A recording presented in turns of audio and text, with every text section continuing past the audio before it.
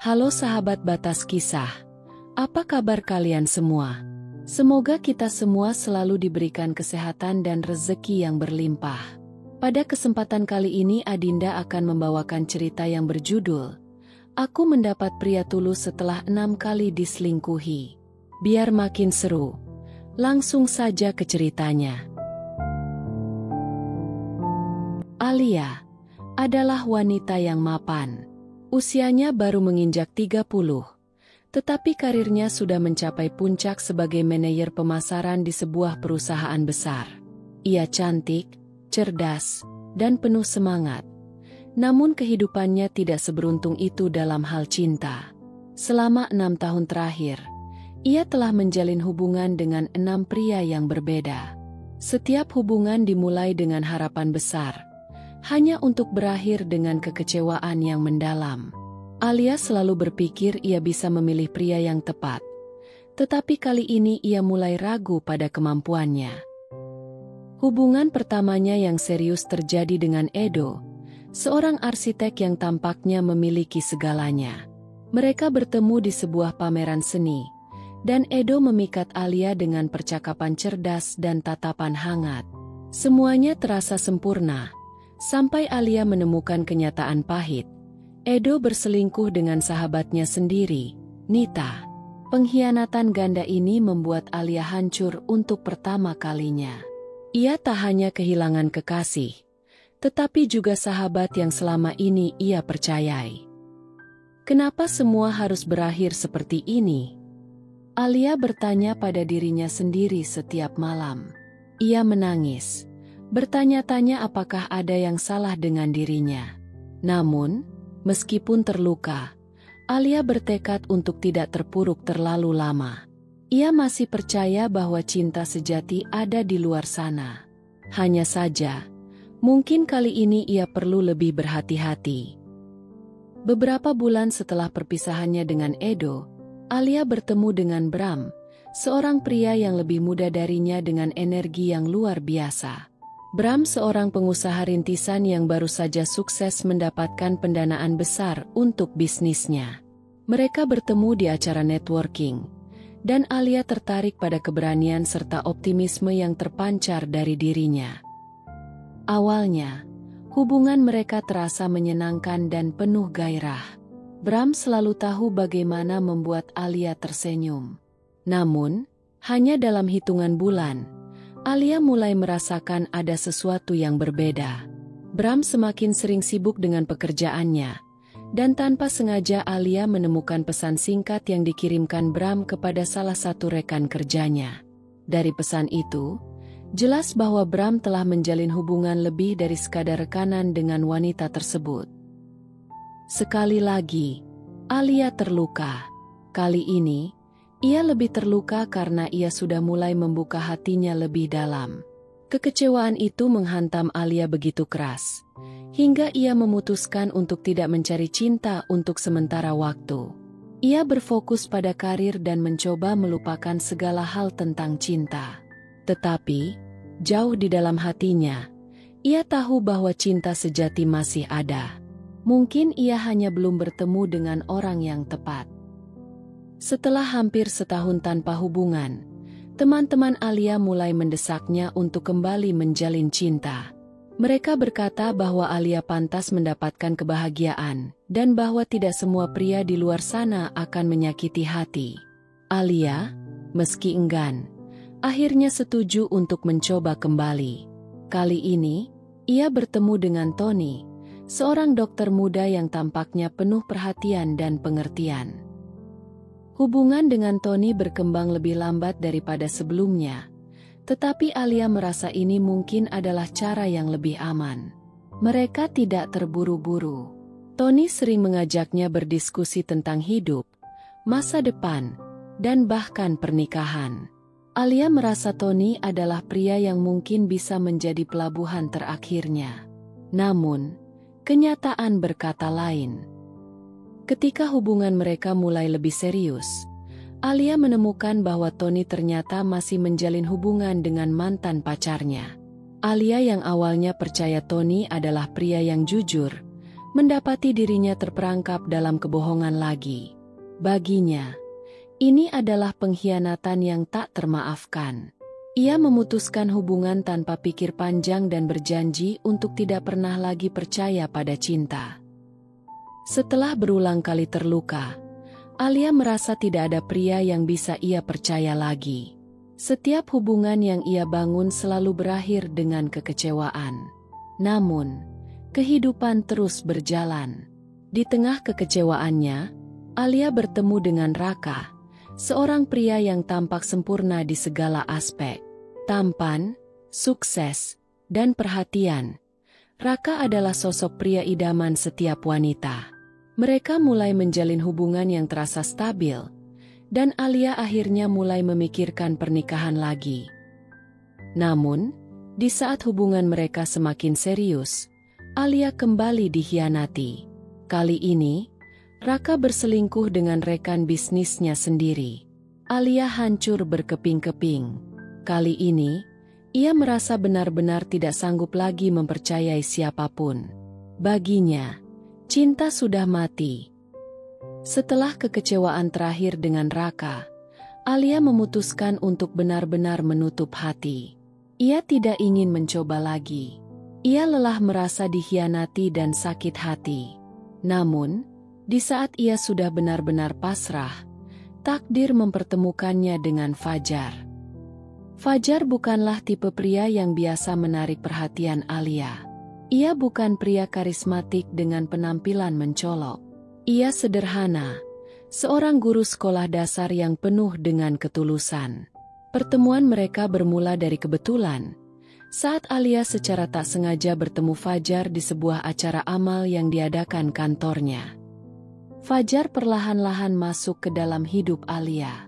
Meski awalnya Alia tidak mau terbuka, Fajar dengan sabar terus ada di sisinya. Ia tidak menuntut apapun, hanya memberikan kehadirannya yang tulus. Bagi Alia, ini adalah sesuatu yang baru. Fajar tidak pernah menjanjikan hal-hal besar, tetapi ia selalu ada saat Alia membutuhkan. Hari demi hari, Alia semakin menyadari bahwa ketulusan Fajar adalah sesuatu yang tak pernah ia temukan sebelumnya.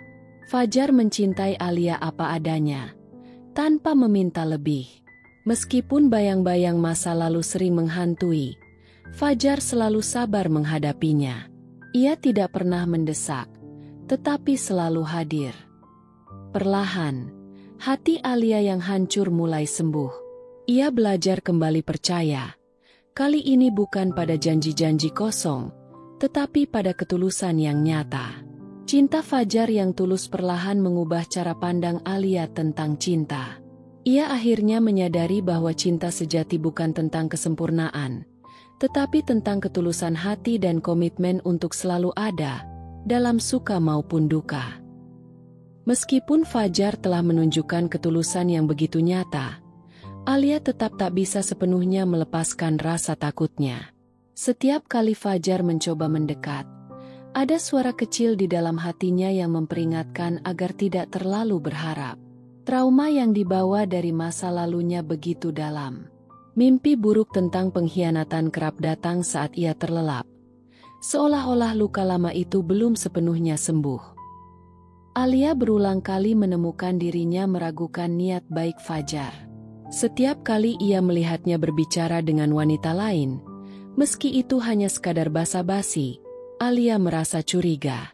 Apakah Fajar akan melakukan hal yang sama seperti pria-pria sebelumnya? Apakah ia akan selingkuh di belakang Alia seperti Edo, Bram, dan Raka? Rasa takut itu membuatnya lebih tertutup. Fajar mulai merasakan perubahan Alia. Meski ia tidak langsung mengungkapkan kegelisahannya, Fajar merasakan bahwa ada sesuatu yang masih mengganjal di hati Alia. Di saat-saat seperti itu, Fajar memilih untuk memberi ruang, berharap Alia akan membukakan pintu hatinya saat sudah siap. Suatu hari, Alia mengalami pertemuan yang tak terduga. Di sebuah kafe tempat biasa ia bekerja, ia bertemu Bram, mantan kekasihnya yang dulu berselingkuh dengan rekan kerjanya. Bram, yang kini terlihat lebih dewasa dan mapan, mendekati Alia dengan senyum yang dulu sempat membuat hatinya meleleh. Alia merasakan kegelisahan yang tidak bisa ia kendalikan. "Kamu terlihat lebih bahagia sekarang," kata Bram, mencoba memulai percakapan santai. Alia tersenyum tipis, mencoba mengabaikan kenangan pahit yang perlahan merayap di pikirannya. Bram melanjutkan, "Aku minta maaf untuk semuanya. Mungkin waktu itu aku terlalu muda dan bodoh. Tapi, aku masih memikirkan kamu, Alia." Kata-kata itu membuat Alia goyah. Selama bertahun-tahun, ia merasa tidak pernah benar-benar mendapatkan permintaan maaf yang tulus dari pria-pria yang telah menyakitinya. Dan kini, Bram, salah satu dari mereka, datang dengan pengakuan yang mengejutkan. Alia bingung dengan perasaannya sendiri. Bagian dari dirinya ingin percaya bahwa mungkin Bram sudah berubah, tetapi bagian lain dari dirinya mengingatkan bahwa ia sudah memiliki Fajar, pria yang tulus mencintainya. Namun, Bram terus mendekatinya dengan pesan-pesan bernada menyesal, berharap mendapatkan kesempatan kedua. Alia berada di persimpangan besar dalam hidupnya. Apakah ia akan kembali ke masa lalu yang penuh luka, atau tetap berjalan di jalur baru yang lebih sehat bersama Fajar? Di tengah kebingungan itu, Alia tak sengaja membiarkan dirinya terjebak dalam nostalgia. Ia mulai menjawab pesan-pesan Bram dengan lebih ramah, mengira ini hanyalah bagian dari proses penyembuhannya. Namun, Fajar yang selama ini selalu sabar, akhirnya merasakan ada sesuatu yang salah. Ia menyadari bahwa Alia menjadi lebih jauh, lebih tertutup, dan ada jarak yang tak biasa di antara mereka. Suatu malam, Fajar mengajak Alia berbicara dari hati ke hati. "Aku tahu ada sesuatu yang mengganggu kamu, Alia. Aku tidak ingin menuntut apa-apa, tapi aku harap kamu bisa jujur. Apakah aku melakukan kesalahan?" Alia terdiam.